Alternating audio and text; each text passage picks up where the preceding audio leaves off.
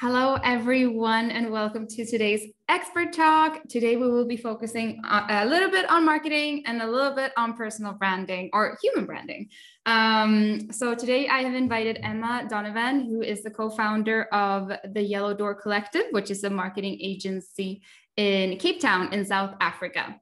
But she has also recently started a new company, which is called Dapper, where she helps people develop their personal brands. And we all know how important personal brands are today. So we thought we'd check in with Emma on her expertise in that as well. So welcome, Emma, to your interview. Thank you so much. It's great to be here. So I'll just thought we'll kick off with the first question right away. Because you run two businesses.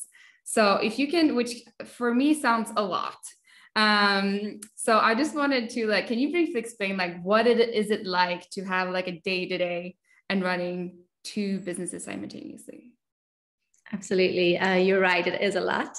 And it wouldn't be possible without the business partners that I have. So started Yellow Door 7 years ago with my business partner, Dominique, and we've got really defined roles. So her role is leading the team and very client facing, and mine is less operational and more strategic. So I think that really helps in knowing who's doing what and allocating, specific chunks of time to the business.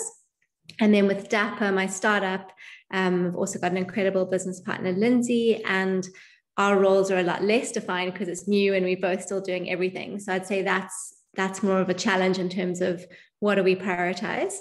I think what we do to make it work is just build in some structure. So every morning we do something called a Dapper Dip, where we share our priority for the day, any roadblocks, a win from the previous day, something to celebrate, and also just a random thought.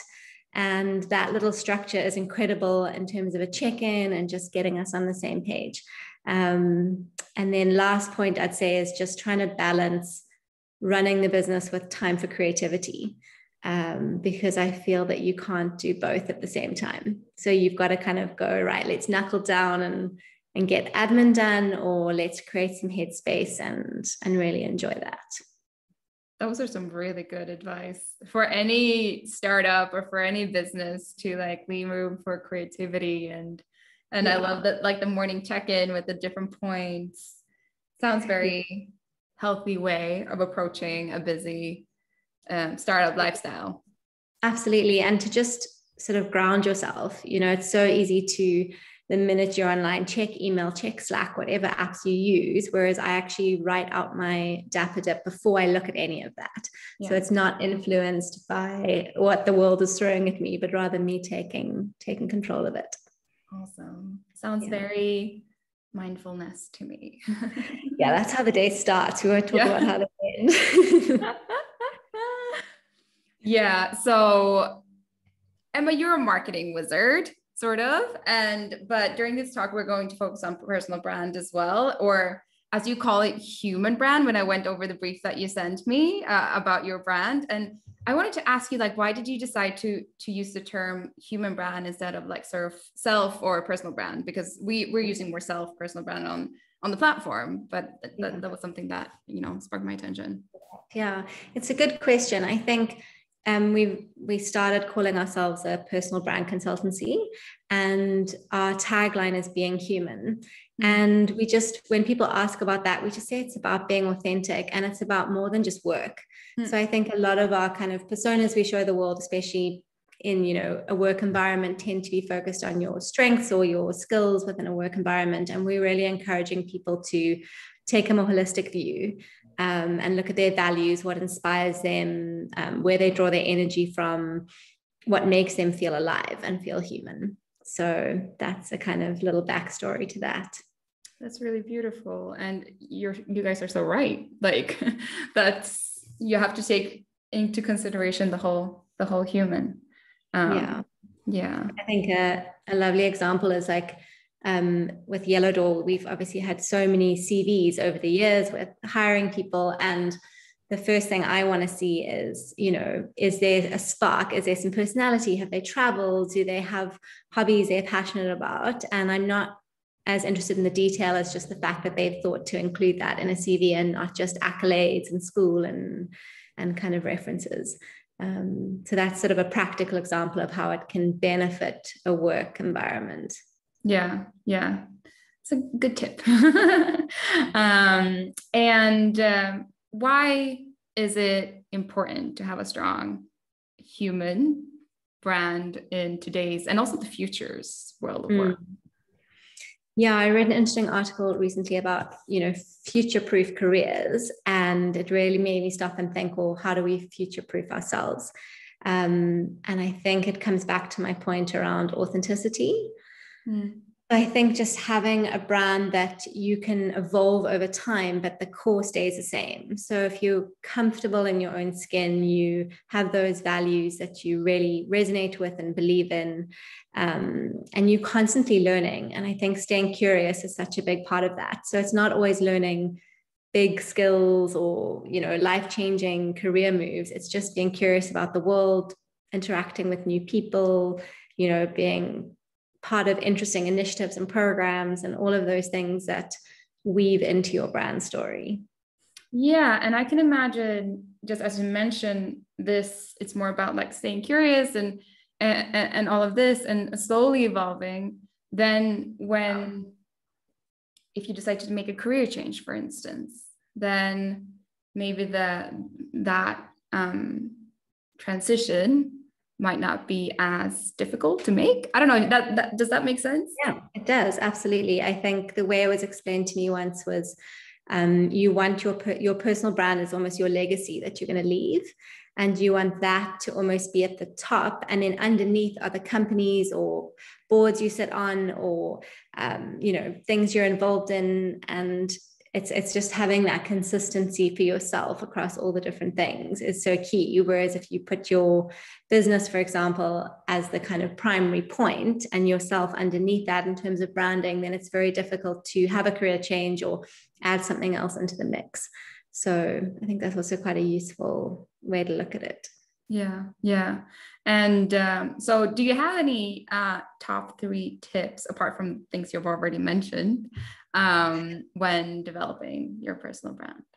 Yeah, I think, the first one, I feel like I keep saying this, but it's so central to what we do, is just to be authentic always. And I think a way to do that, which was the second tip I jotted down, was just about the kind of content you share. So for example, sharing content on LinkedIn is a great way to build your personal brand.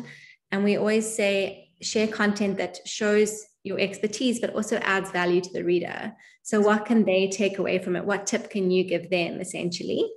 And with that is just to ask a question or invite feedback or initiate a discussion in some way to make it a two-way conversation rather than talking at people. And the final one is really just to think, who is this relevant to, and tag brands, tag people. It's a great way to boost engagement and just get in front of a new audience. And this, I guess, another way to look at that is join conversations. So if you follow specific hashtags or groups that share content that you're passionate about, you can respond in an authentic way. You're not doing it just for the sake of it. You actually have something to contribute. Yeah, I think that's really, really good tip, to join conversations and to be like a thought leader, or at least having an opinion about the things that you're interested in, because essentially, or like, I guess in the goal is to work with something that you are interested in and that you have some kind of, doesn't have to be, I guess, your passion, but that you have an opinion, and like, it's interesting to employers too, no? To like, absolutely. And I think if I think in my Yellow Door role, I'm constantly encouraging our team to share Yellow Door's content. So I said, don't share every post, share the one that's about the blog post you wrote, or the one that's about a client that you did such great work for that they gave us that testimonial that we're sharing.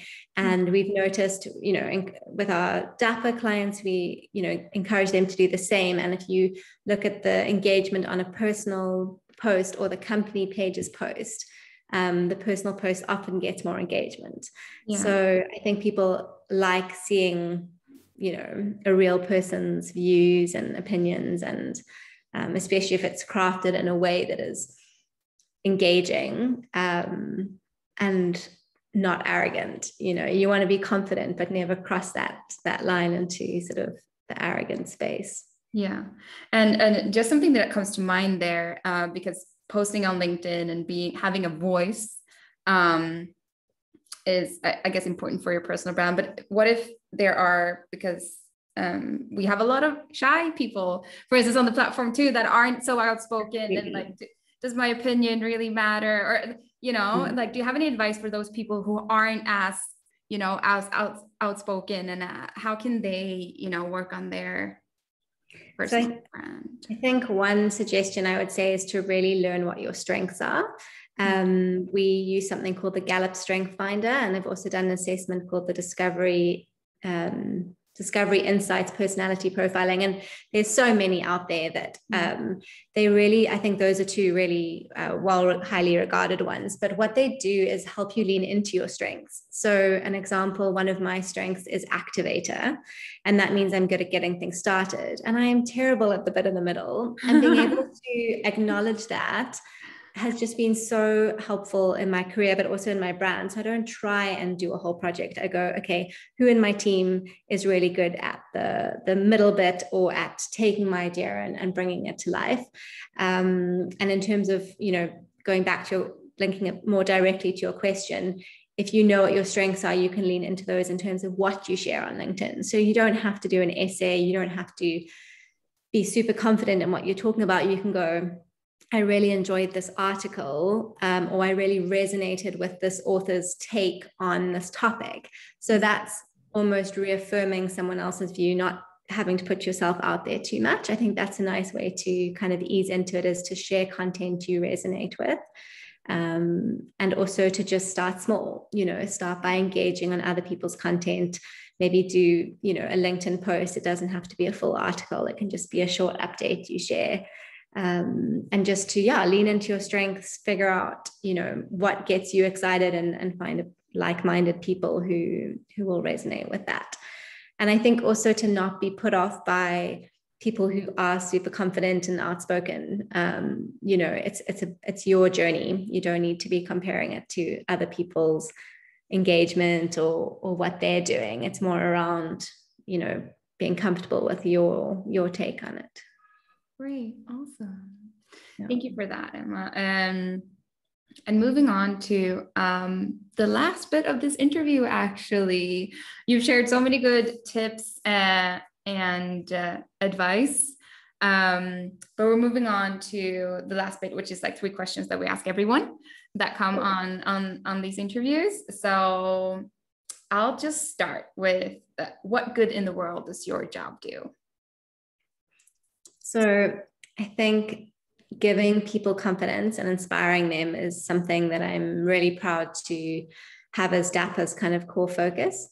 So we help people in a number of different ways. We do workshops, we create books for them, we do sort of online CV type things, but it's really whatever we're doing is around building their confidence and giving them the tools to do it themselves.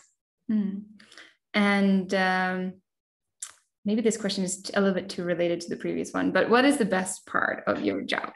They are so linked. I think for me, if I had to pick one word, it's just to inspire. The fact that I do something that does inspire people, and getting feedback from like happy clients and seeing them implement what we've suggested is definitely the best part. It just is so rewarding.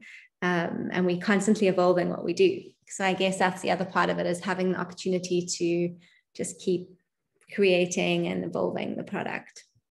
Great. And what advice would you give to someone looking to get into the field? And I'm thinking more maybe the startup world or something, because you're an activator, wants to like pursue their dreams.